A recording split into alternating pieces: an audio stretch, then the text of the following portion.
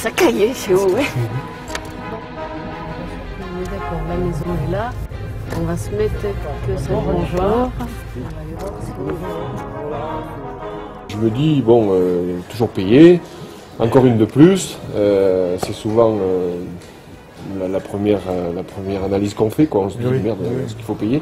Et en me donnant bonne conscience que je paye celle de la FDSEA, ben, je me suis dit, bon, mais ça suffit. Ça suffit, quoi. Voilà. La maison est assez grande pour défendre les producteurs de lait sans qu'on rajoute encore une cotisation.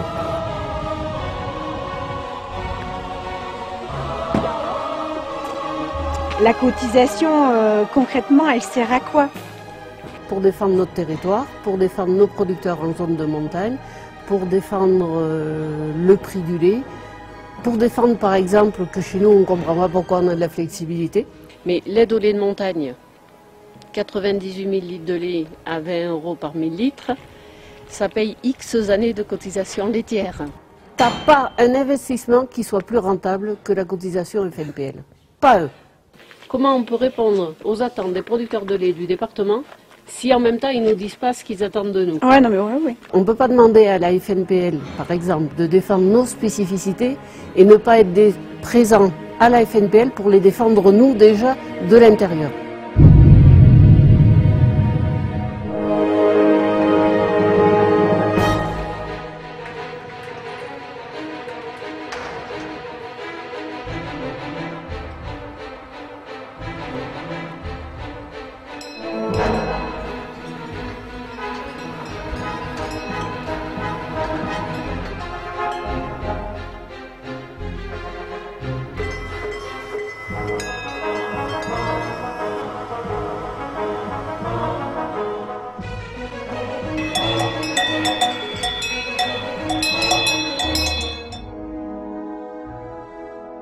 Donc être producteur de lait dans le Cantal, donc c'est être un producteur de lait classique, sauf que notre situation géographique nous permet de nous inscrire dans des démarches de qualité, donc notamment avec nos AOP fromagères, donc le Cantal, le Salaire, Bleu d'Auvergne, Fonte d'Ambert et Saint-Nectaire, donc pour la partie nord où je me trouve.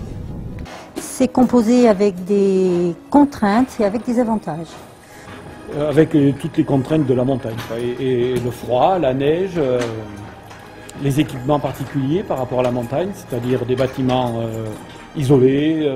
C'est le climat donc, qui est très rude et qui nous oblige à laisser nos animaux donc 6 mois de l'année à l'intérieur des bâtiments, donc du mois de novembre jusqu'au mois de mai.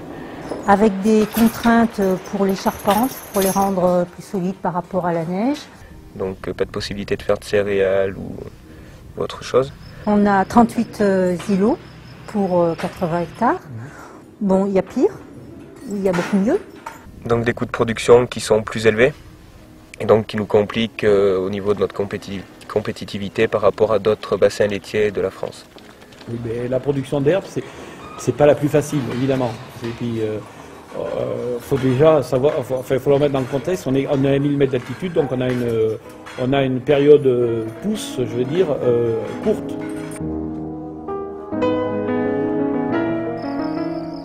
C'est notamment donc des rendements qui sont très faibles.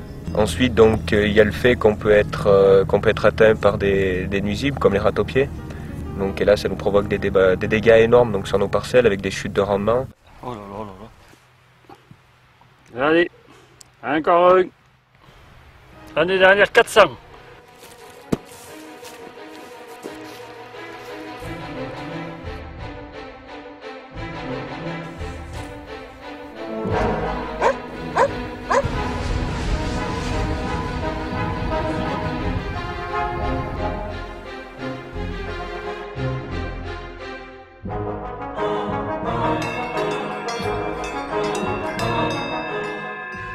La conduite d'une prairie permanente, oui, c'est très écologique même, puisque c'est des itinéraires techniques simplifiés.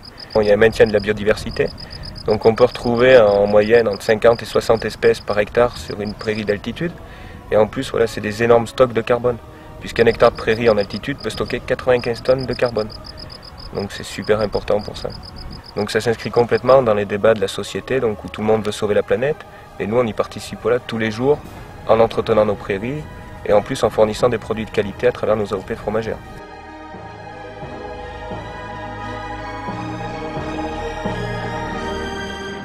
Voilà, est-ce que ça vous convient? Oui, la PAC a déjà fait un pas, parce qu'un petit pas. Parce qu'elle nous accorde 80 € pour les 50 premiers hectares en entretien.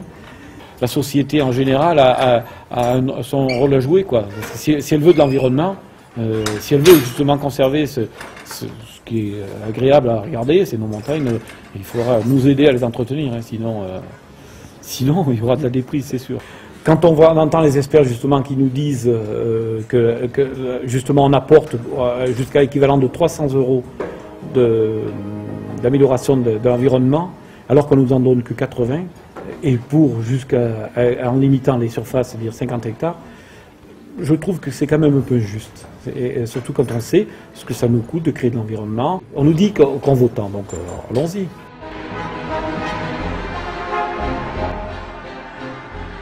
Donc on est obligé d'avoir un surcoût supplémentaire et qui complique, la situation, notamment au niveau d'une installation d'un jeune. C'est toujours un dossier plus lourd financièrement à porter.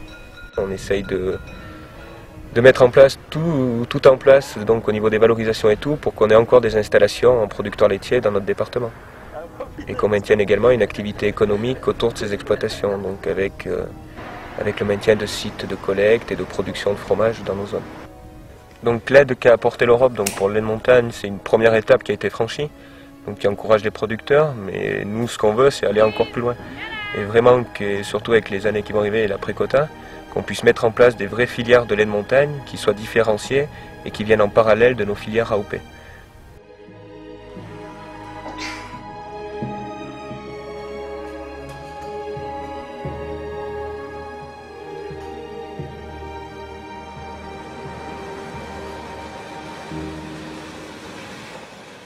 Donc suite au décret qui a été signé en 2007, les producteurs qui se sont engagés donc, dans l'AOP Cantal, et les AOP d'Auvergne un petit peu aussi en général, sont entrés, je dirais, dans la filière par la grande porte. Le développement des AOP, moi c'est un vrai espoir que j'ai et c'est pour ça que je me suis installé notamment en production laitière. C'est vraiment que j'ai l'envie et on a tous le besoin que ces AOP se développent pour vraiment nous différencier d'un lait national où de toute façon nos départements ne seront pas assez compétitifs pour s'inscrire dans des schémas comme ça. Et je pense qu'aujourd'hui la FNPL a joué tout son rôle avec l'État, il faut bien le dire aujourd'hui, pour mettre en place cette CVO qui aujourd'hui apporte je dirais, une plus-value substantielle à nos producteurs. Donc actuellement on touche une plus-value qui est sous forme de CVO, donc qui varie suivant les AOP, qui varie suivant les volumes transformés. Donc actuellement, elle est de 30 € pour 2010 et 2011. Alors cette plus-value, elle a été mise en place, je dirais, au niveau régional. Nous avons trouvé un dénominateur commun pour tous les AOP. Et elle est reversée au producteur suivant sa qualité du lait.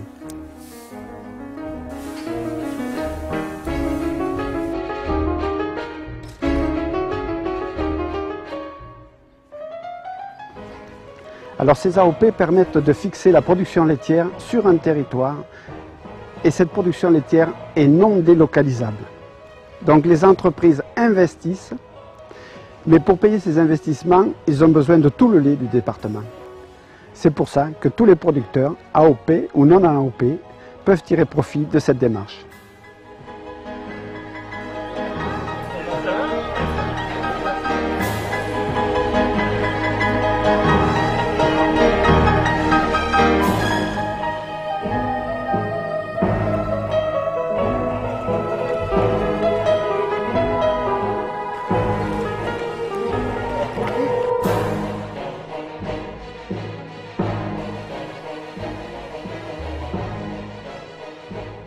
Autant au niveau européen, on reconnaît qu'il faut une aide au lait de montagne sur des zones comme les nôtres qui sont difficiles, et autant on ne reconnaît pas les actifs, puisque l'aide au lait de montagne, elle est plafonnée et elle est au nombre de parpacs, ce qui veut dire que comme vous, une ARL avec 2 actifs, il n'y a qu'une part. Les agricultrices ne sont pas reconnues, très mal. Et elles apportent le travail, mais elles n'ont pas la reconnaissance du tout. Pour qu'elles soient reconnues, il faudrait qu'elles aient, au même titre que leur mari, une parpac. Puisqu'elles ont les mêmes devoirs, il faut qu'elles aient les mêmes droits. Mais je partage complet. S'il y a deux individus qui travaillent à 100% sur l'exploitation, il faut 2 parpacs.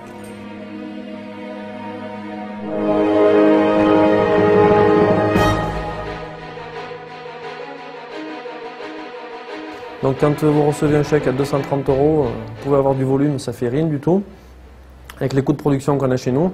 Mais ce qu'il y a, c'est que les producteurs, voilà, ils savent compter, quoi. Ils ont vu leur coût de production, et quand ils ont vu les fiches de paie arriver, ils ont vu qu'il y avait un vrai malaise, et ils se sont sentis vraiment volés par les entreprises, puisque voilà, ça faisait pas du tout la maille, quoi. Il nous manquait entre 60 et 70 € pour vraiment pouvoir rien que payer ses factures, sans parler de vivre. Voilà.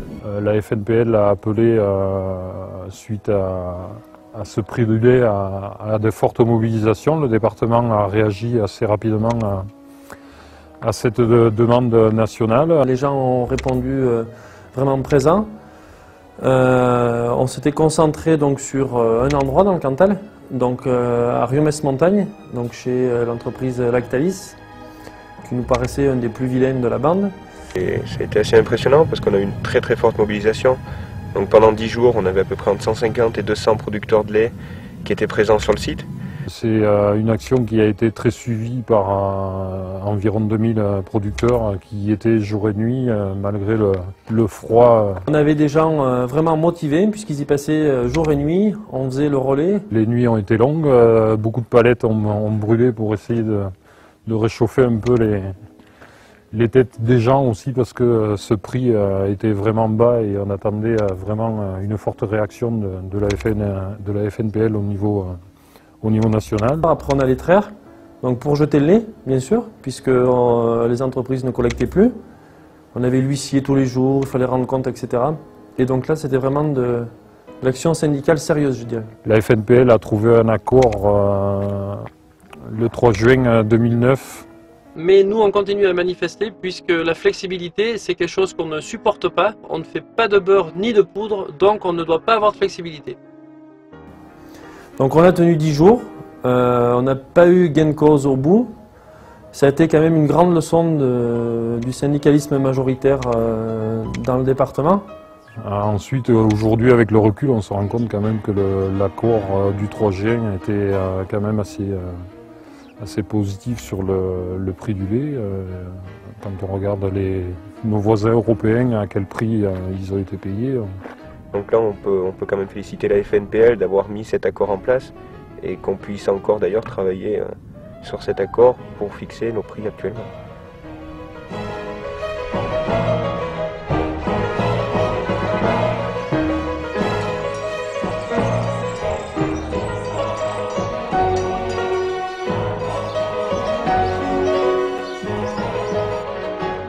Le fait que les marchés soient incertains, qu'on n'ait pas de vue à long terme, c'est vrai que ça n'encourage pas. Au contraire, c'est un gros handicap parce que oui. Surtout pour les gros investissements, quoi. Donc l'après-quota pour notre département, voilà, on est quand même déçu, voilà, qu'il n'y ait pas un maintien d'une certaine régulation pour pouvoir voilà, tenir ces volumes de production. Mais bon, on va faire avec, voilà, et on espère que le projet FNPL va nous mettre un beau projet en place et va nous permettre, notamment avec la contractualisation, voilà, de nous organiser et de vraiment faire face pour des négociations avec les entreprises. Nous permettre d'obtenir le meilleur prix de notre lait et vraiment qu'on ait une satisfaction d'aller traire tous les matins et tous les soirs. C'est bon, vous avez tout ? Oui. Ben merci. Donc je ne dis pas que je ne vais pas la payer, mais j'aimerais que vous m'accordiez le temps de la réflexion à nouveau. On compte énormément sur les FNPL. Comme la FNPL peut compter sur les producteurs du Cantal pour la soutenir dans ses actions.